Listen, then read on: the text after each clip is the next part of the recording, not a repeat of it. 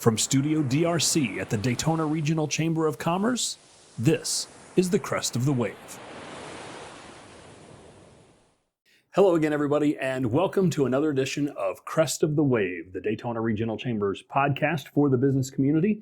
My name is Ken Phelps. I'm the Vice President of Resource Development here at the Daytona Regional Chamber, and glad to have you along on another episode.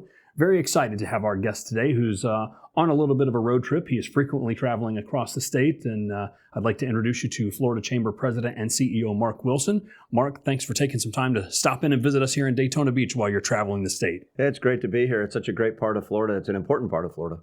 Agreed. Well, let's talk a little bit about some of the great things that have been happening from the statewide perspective. Got the news just earlier, I think this week or maybe late last week, on Florida hitting the next benchmark as we're growing on the Florida 2030 goal to be a top 10 economy, but we passed to number 15 in the world. Right. Talk a little bit about that goal of Florida 2030, how this, a brief background on how it came to be and how we're making progress. Yeah, I sure will. And Ken, thanks so much for the opportunity for the Florida Chamber to be here today. I wanted to come by to support the Daytona Regional Chamber of Commerce. It's one of the best chambers in the country, and it's an honor for the Florida Chamber to be partnering with you now and into the future. Look, I think one reason we created the Florida 2030 blueprint is because of the whole country's talking about Florida. Everyone knows people are moving here. They know we have a great quality of life. Some people know we have one of the best education systems in the United States. But being better than New York or better than Illinois or better than California, better than New Jersey, that's not good enough. What the business leaders in Florida wanted was, where are we going? What's the vision for where we can take this state? And so we invested a few $1 million in an initiative called the Florida 2030 Blueprint. And we launched it in 2019. And we said, with people moving here, with businesses relocating here, if we do the right and responsible things for the future of Florida, what is possible? And what could we all unite around? 67 counties, 411 cities. What if we all got on the same page with what we wanted Florida to be? Something so much more important than being better than another state. So the Florida 2030 Blueprint lays out a strategy of how could we go. Back then, if we were a country, Florida would have been the 19th largest economy in the world. But the research, Ken, said if we do the right things, if we grow local businesses, if we have a great education system, we do the right regulatory tax and litigation changes, Florida could become the 10th largest economy on the planet by 2030. And so that became our very big focus at the Florida Chamber. And to your point, we just got word last week, we've now moved past Spain. So if Florida was a country, we would be the 15th largest economy on the planet. We're bigger than Saudi Arabia's economy. We're bigger than Spain. We're about to pass Australia. We're a $1.8 trillion economy with a T, and we're only about $25 billion behind Australia. So I would imagine on the next report, we'll move up to at least number 14. But with a growing population, we need to make sure that we grow smarter over the next 2.5 million people than we did over the last 2.5 million. And that means that government, business, nonprofit, citizens, we're all in this together. And we need to make sure we make the right decisions because clearly California, New York, and Illinois did not. And they're all now raising taxes and losing population. Florida's lowering taxes and growing population, but that means the business community has a responsibility to do it right. Agreed. As you well know, in not just our chamber, but most chambers across the country, the vast majority of membership is small business. Right. Can you chat a little bit about how small businesses have contributed to that growth? The big, large corporations seem to get all of the visibility because they are big and large, but by and large, the engine of the economy is small business. How have they contributed to that growth to currently 15th? Yeah, look, Florida wouldn't be what it is without all of the local businesses that are starting and that are adding jobs and adding to the GDP. And so let's put some scale and some numbers to that. The Florida 2030 Blueprint that we just talked about said that if we want to be the 10th largest economy in the world, there are specific things that we have to do. One of those things that said you cannot become the 10th largest economy in the world if you're not the number one creator of small business, of local business startups in the country. So we had a goal, Ken, that by 2030, Florida would be the number one state in the country for new business startups. Last year, we already hit that benchmark. So as I'm sitting here with you today, right, in late 2025, Florida is now the number one creator of new businesses in the country. We passed Texas. We're ahead of California. California has, almost twice the population of us, if you think about it. We're number one in the country for that. But Ken, dig deeper. We're number one in the country for Black-owned businesses. We're number two in the country for women-owned business, and we're number two in the country for Hispanic-owned business. So not only are we number one for startups in the country, we also are number one for economic opportunity for everyone who wants to start a business and grow a business in Florida. Now, I looked at the numbers just before we got together today. Volusia County added almost 10,000 startups last year. And so we're doing a lot of things right. We have a long way to go on policies around venture capital, around research and development. But Florida's winning the game on startups. Now what chambers are doing and other groups are doing is asking the question, how do we help these businesses stay in business? And if you think about it, as I walked into the Daytona Regional Chamber's headquarters this morning, there were meetings going on of local businesses who were learning from each other about how to grow their business. So if you think about it, let's create the conditions for startups, but then local chambers, Daytona Regional Chamber is a great example, are providing benefits and services to those businesses to learn how do they, starting a business is hard enough, staying in business is almost impossible. And we need each other to be able to do that. So I appreciate seeing the resources that the Daytona Regional Chamber has. Yeah, we often say here, if everybody could start a business, if it were that easy, everybody would be doing it. That's right. And they're not. So you've heard Mark mention the Florida 2030 scorecard. Can you talk about some of the metrics that are measured in there, and then follow that up with how local businesses might leverage that data so that they can make informed, intelligent decisions for their business on the local level? Yeah, of course. I look, these days things are changing so fast in our world these days, and in Florida, and certainly here in the Daytona region in Volusia County, our economics are changing, our politics are changing, our demographics are changing. Everyone jokes that in Florida, if you don't like the weather, just wait 10 minutes and it'll change. You can say the same thing about our demographics. People are moving into Florida, businesses are starting up. I'm a pilot, and what's interesting is I fly over certain parts of Florida. I'm like, wait a minute, that didn't seem like that was there 6 months ago. You have a bird's eye view, and that's what's happening, right? And so when we talk about the floridascorecard.org, it's one of our 3 online tools that are completely free. And here's what it is, and here's what it was born from. Think about, most of us go in for at least an annual physical. And when we do that, we're talking to our doctor, and she might say, I need to check your vital signs. And so that gave us the idea of, well, what are the vital signs of an economy? What are the vital signs in Volusia County that the Chamber of Commerce, the economic developers, the county commission, the school board, Daytona State College, what are the vital signs that if we want a high quality of life, if we want to grow the private sector, if we want to help students learn so they can grow up in this community and thrive, if we want to create the conditions for economic opportunity, what are the things we should even measure in the first place? So the floridascorecard.org has thousands of completely free metrics that range from how many jobs need to be created between now and 2030. So for example, in Volusia, we need 35,000 new jobs created in Volusia County, private sector jobs between now and 2030. Can you imagine if the county commission started every meeting off with that, and your chamber started every meeting, and Daytona State College started every meeting, and the school board? What would happen is you would get community leaders not arguing about should we create jobs, but working together to figure out how are we going to start businesses, how are we going to prepare students for these next generation of jobs. And all of a sudden, you get the whole community on the same page. So there's an example of how we use the scorecard and how businesses can use it. Now, on the other end of the spectrum, here's another really important way to use the scorecard. The Volusia County has, believe it or not, about 17,000 kids in poverty in Volusia County. Now, imagine if business leaders, like Farouk Husseini is an example that we use. When I speak about cutting childhood poverty in half across the country, I use Farouk and her incredible leadership. I talk about the Daytona Regional Chamber and what you've done to advance this.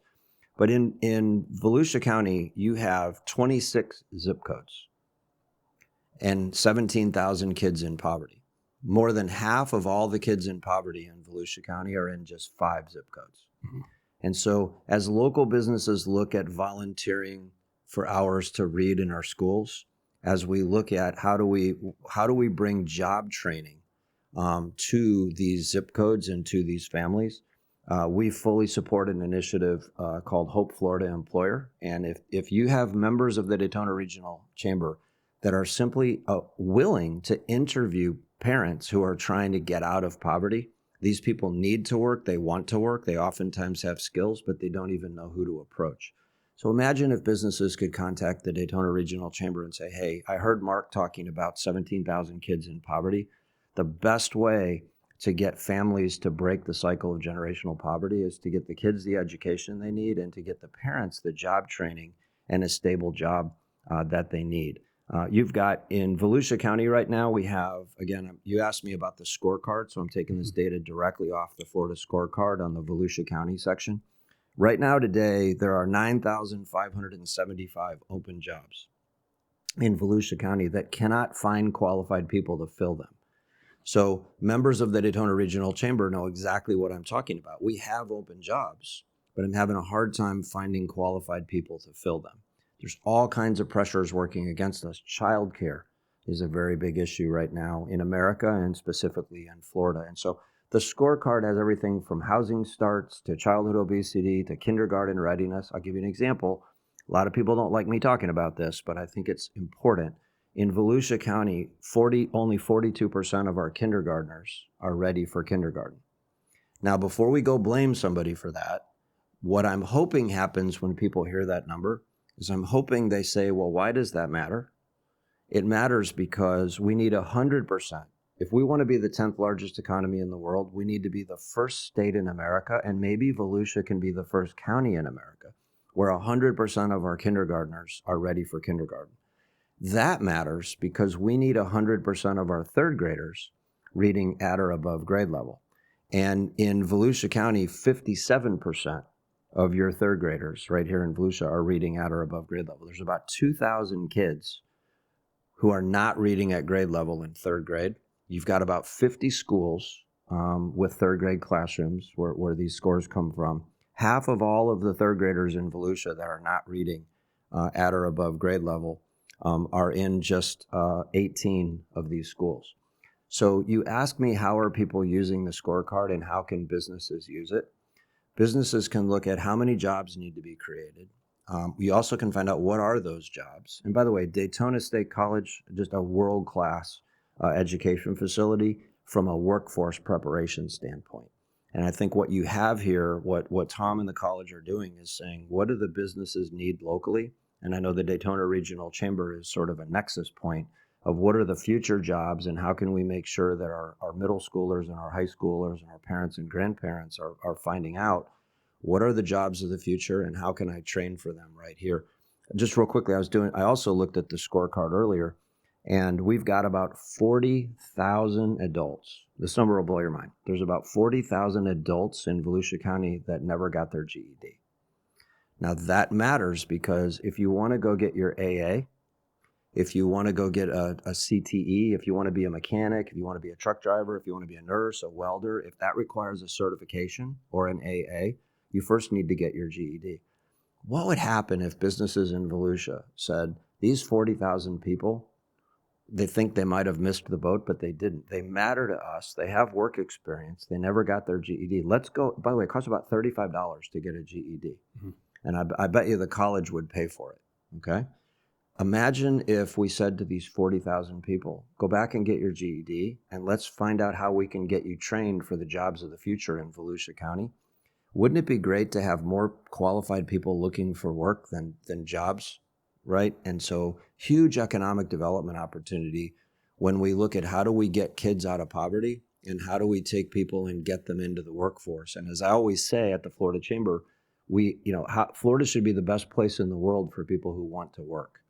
And with the Daytona Regional Chamber fighting so hard to, how do we get more businesses open and how do we help them stay in business, we're going to need a qualified workforce. And that's one of the most important things chambers do. Yeah, it's an effort that here at the Daytona Regional Chamber we've gone all in on from a workforce development standpoint, the talent pipeline. You mentioned the kindergarten readiness and the third grade reading scores, those are important because of the ripple effect of the negative social outcomes. If you're not reading on third grade, graduation rates drop. That's right. Justice involvement skyrockets, all of those things. You're right. The challenge, and one of the reasons we're working so hard on this, is we've got these jobs we need to create, but our birth rates in the U.S. have dropped by half since post-World War II. So it's even more imperative for us to make sure people are finding their passion, finding that fulfillment, getting into the careers that are valuable for them. That's right. Because we've got less people to choose from. We don't just right. have a bench full of people to be able to pull from. So tapping into that 40,000 is important. And jobs of the future are more specialized, right? You can't just show up at the front door and say put me to work. And I don't want to belabor the point, but the Florida numbers real quick. And so we have a headwind working against the solution you're talking about, right? So with lower birth rates, some people say we've got this China problem coming where we're going to have a lot more jobs than we have people. So in Florida, let me just give you the numbers. I gave you the Volusia numbers. You need about 35,000 new jobs created by 2030. In Florida, we need about 1.3 million new jobs created by 2030. But Ken, in the next 3 years, we expect 900,000 people to retire. So it's actually worse than the scenario you laid out. We also have 267,000 Floridians that are in what we call the disconnected youth category. These are 16 to 24-year-olds in Florida who are neither in school or working. So I'm often asked, well, then what are they doing? And I have no idea. But we need them in school, or we need them in training. We need them in the workforce. We've also had over 200,000 adults in the last year quit work because of childcare issues. And so, look, there is no one silver bullet here, but it's the reason I think so many local businesses are joining the Daytona Regional Chamber is because the chamber's got the guts and the vision to be saying, look, there's no one silver bullet. We actually need to all be working together as a community, and the left hand and right hand need to know what's going on so that we can actually have solutions in place so that our county can continue to grow. Yeah. There's a lot on the Florida scorecard. If you have not perused that website, I encourage you to take a moment just to start to look at it. I think once you look at it just on the surface, then you're going to go down a rabbit hole of some of the granular data. You can see almost every metric on the Florida scorecard that they show statewide. You can get right down to the county, sometimes to the zip code.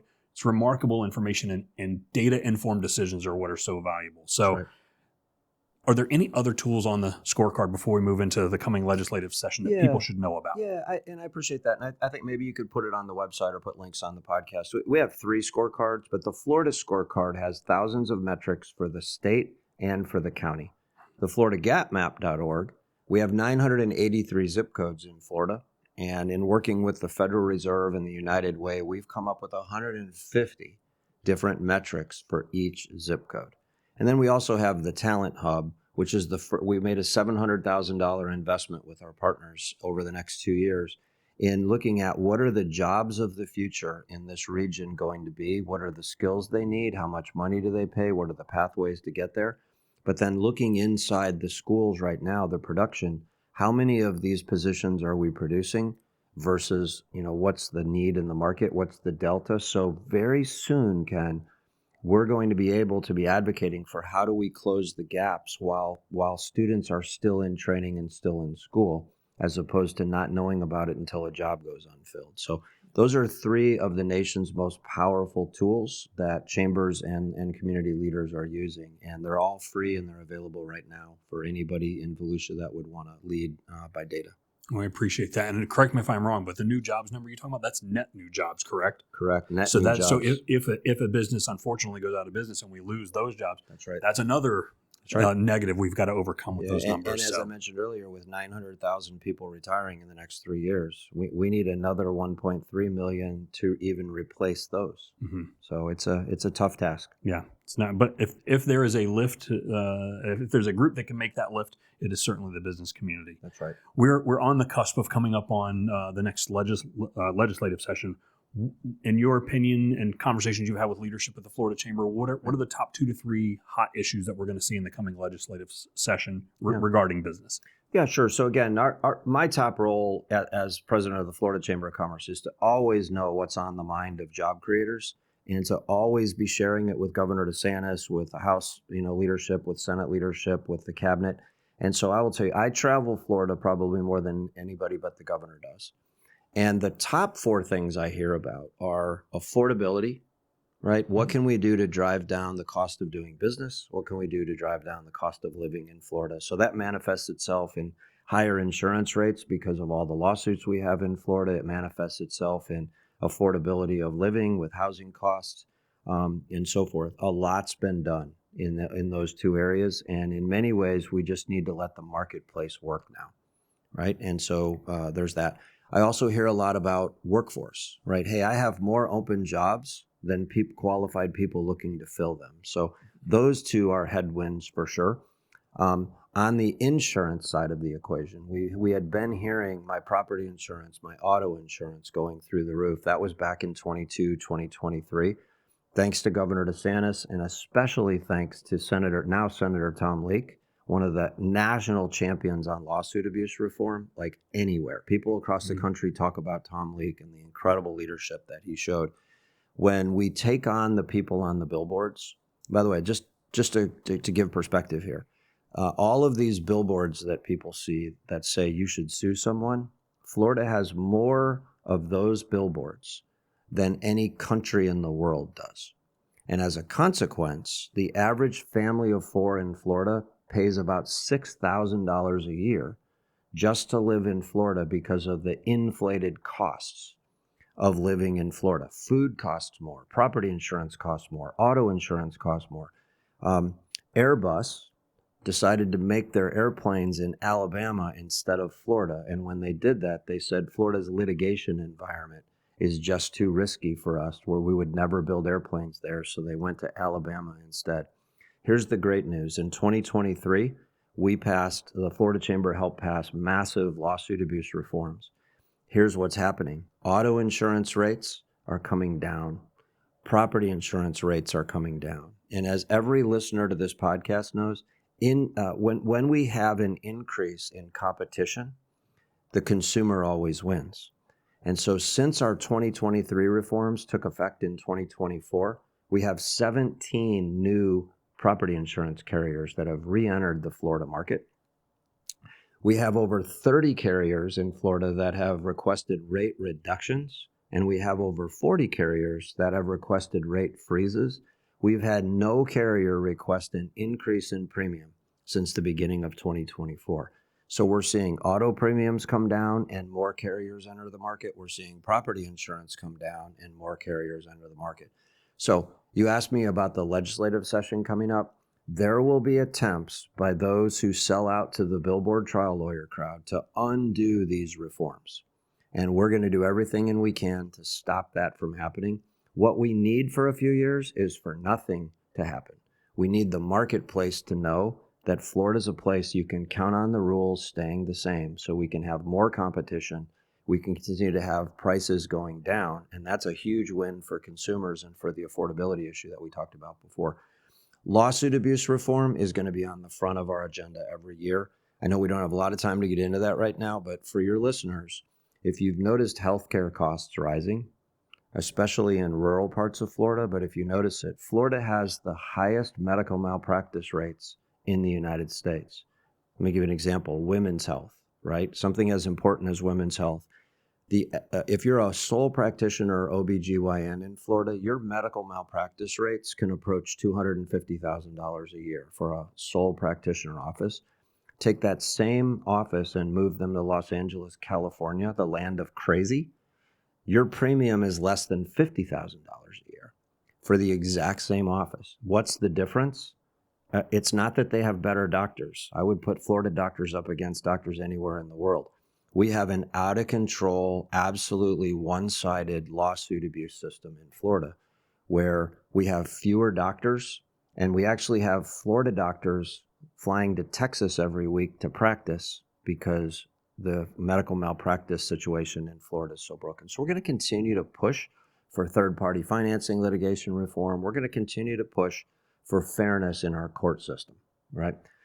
Also, a lot of people are talking about property taxes. That's going to be a big issue that the legislature looks at this year.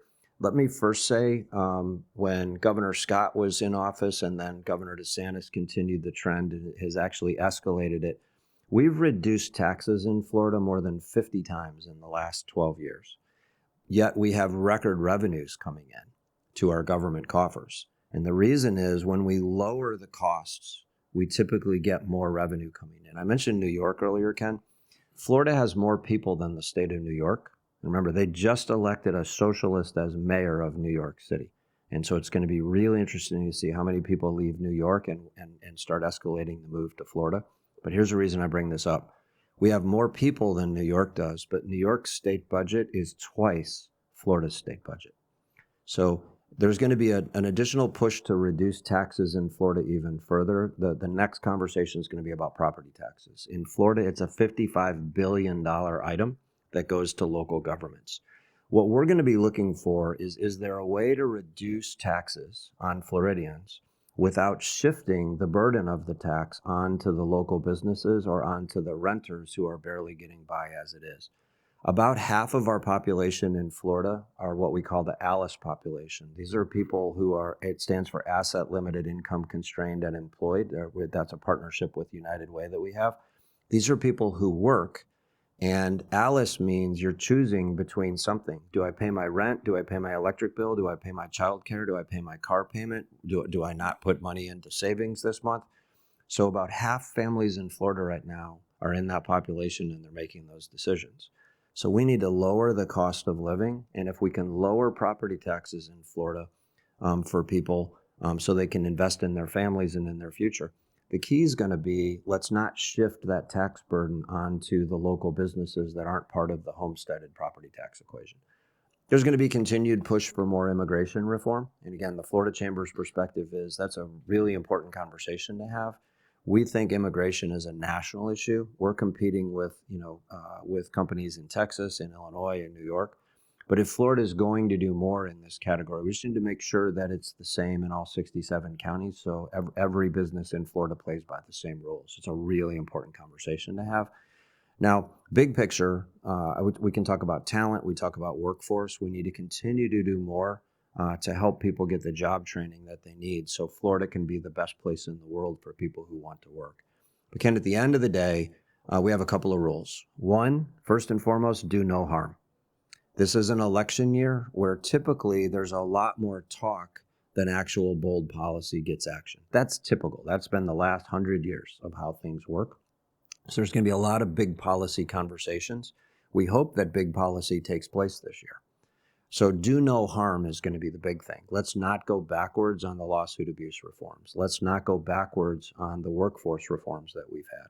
Let's not go backwards on the property and auto insurance reforms that we've had. But then beyond that, you have litigation, regulation, and taxation. And at the end of the day, we want Florida's business community, business climate rather, to be the most competitive place in the world. Capital, Ken, here's the point. Capital goes where capital's loved. And because businesses and capital can go anywhere in the world, we need to make sure that Florida balances that quality of life with our competitiveness. We already have the top-rated education system in the United States for 10 years in a row, according to U.S. News and World Report. So we need to maintain our number one status. We need to cut childhood poverty in half. We need to create economic opportunity and job training for everyone so that, again, Florida can be that best place in the country for people who want to work. Very good. That was a lot.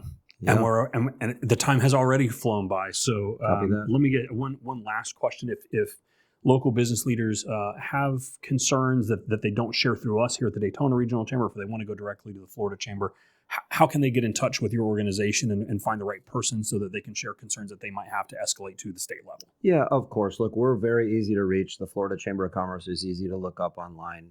It's very easy to get a hold of us. But here's what I would say. The Daytona Regional Chamber is the first line of defense. If there is a business in Volusia County that's listening to this podcast that's not part of your local chamber, fix that by 5 o'clock today. Because your local chamber is looking out for everything that's happening locally. And most local chambers, certainly the Daytona Regional Chamber, participates in the Florida Chamber Federation, where we have virtual calls monthly, weekly during session, and we're on the exact same page. And so what most businesses do is contact the local chamber, in this case, the Daytona Regional Chamber, to say, hey, is anybody doing anything about X or Y? Or hey, does my member of the House or Senate know about this? And we're on speed dial with you, Ken. So you can always reach us and Frank and CJ and the team at the Florida Chamber. So, we're trying to operate as one. And so anybody can contact the Florida Chamber anytime they want to, and we'll always make time, and we'd like to learn from them. But in terms of making the federation stronger, we really hope that every business locally will join the Daytona Regional Chamber so that it's a one voice mentality, whether it's locally or at the state. And again, I can't say enough about your delegation here in the legislature. Tom Leake is a leader's leader, and we appreciate him being in the legislature. Yeah, agreed. Thank you, Mark. I think one of the messages here is we sometimes hear people say, well, I don't agree with every position that's taken by the Daytona Regional Chamber, the Florida Chamber, what have you. That's important, because if we don't hear all of the voices, we don't have a true pulse of what the business community is doing. So I hope you'll take Mark's words to heart and consider becoming part of our organization here at the Daytona Regional Chamber. He mentioned the website, easy to find them online. It's flchamber.com. A lot of tools there, a lot of contact information there, floridascorecard.org. If you have any question or need, reach out to us here at the Daytona Regional Chamber. We'll be glad to connect you there. With that, I want to say, share this information, subscribe to the podcast wherever you like to listen to podcasts. We're on all the major audio platforms.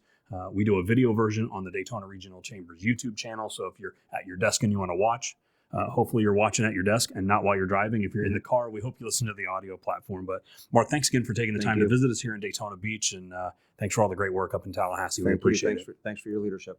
All right. Well, that'll put a wrap on this episode. We'll see you next time. So long, everybody. If you enjoyed this podcast, please be sure to subscribe wherever you like to listen to podcasts.